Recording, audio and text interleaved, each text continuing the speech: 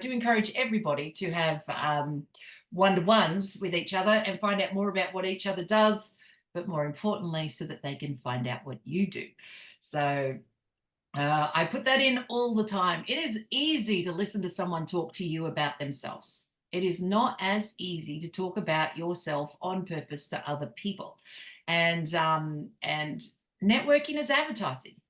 It works if the other person knows what you do. So you have to practice both sides, listening to people and talking about yourself. I remember once, a number of years ago, it was back when I was in business at Heels, there was this lovely woman who used to come to business at Heels. She's actually a photographer and ended up taking this picture of me. But I must have been networking with her every month for over a year. And I finally had a one-to-one with her. And I said, what do you do? And her business card didn't state it. It was a Gmail address. And it said Joyful Studios. And I didn't know what any of that meant. And she said, I'm a photographer. I've gone, really? I said, you've been out for a year. Everybody needs a new photo. Why don't you tell people that? She said, oh, well, you know, I listen to people. And then it's advertising. What are you hoping to achieve from listening to everybody? And she said that people will then want to buy my service, but we don't know what it is. Like, I've been out with you for a year. I like you, but I've been out with you for a year and I'm actually asking you now because you've never actually told anyone what you do. So it's really important to practice talking about yourself. And I completely understand. Look, I'm the educational snippet today, I think, because I'm taking up a lot of time in this area. But it's something that I've noticed through all my sales training is most of us, everybody tends to get a bit anxious about talking about themselves and the work that they do. Here's how we're taught not to talk about ourselves. And you can all have a smile when this sounds familiar.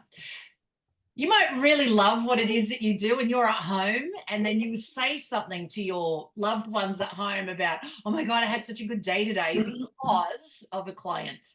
And that person will be having a crappy day and go, I get it. You love your work. Do I have to hear about it every day? And in that moment, they teach us not to talk about ourselves. And when you don't talk about yourself, you don't actually end up with any clients. So I teach this. Here's my hot tip for you.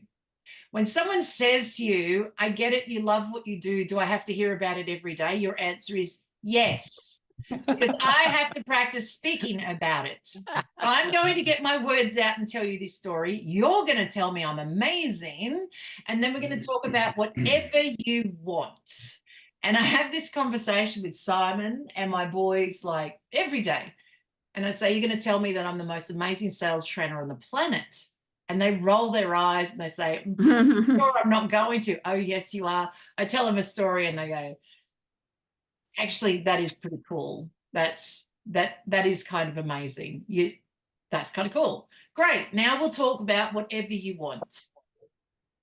And then just let it go, talk about what they like, and you've practiced.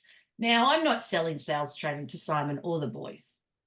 But it's in that practice of talking to anyone about it. Sometimes I just take the dogs for a walk and I'll talk to them about it. It's in the practice of speaking out loud and saying what it is that I do, that when I have an actual client in front of me, I'm able to talk about it easily because I practice speaking about what I do a lot.